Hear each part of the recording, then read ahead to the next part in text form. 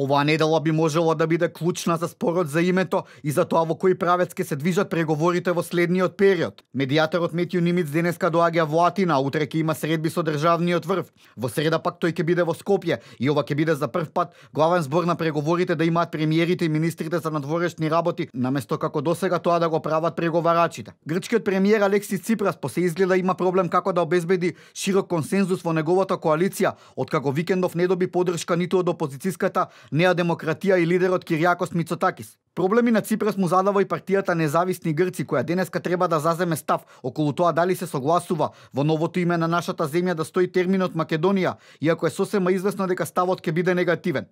Во таков случај Ципрас би немал поддршка во парламентот да протурка решение за името, па не се исклучува можноста да ги бара гласовите од помалите партии. Со свој став се јави председателот на Грција Прокопис Павлопулос, кој е јасен дека доколку соседната земја сака во НАТО и во ЕУ, мора да се најде име кое не создава иредентизам и дека ќе мора да направат уставни измени. Згора на тоа, за внедела во Атина е закажан голем протест, кој опозицијата сигурно ќе го искористи во своја корист и за билдање на поддршката кај граѓаните, да не се прифаќа име кое ќе го содржи терминот Македонија, кој според нив е само грчко и дека референдум мора да има. Различен став околу референдумот има и кај македонската влада. Лидерот на ДУИ Али Ахмети во интервју за Катимерини нагласи дека предлага решението за спорот за името да се реши според моделот на договорот за добрососедство со Бугарија, со консензус меѓу двете влади и со ратификација во двата парламента.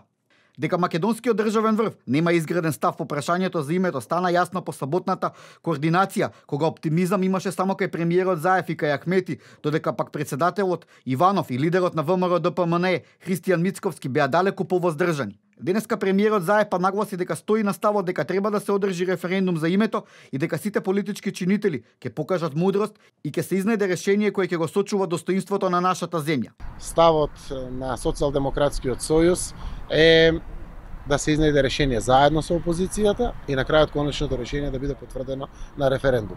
Тоа не е толку страшно, трагично или невозможно. Референдумот се организира согласно законите во брза постапка.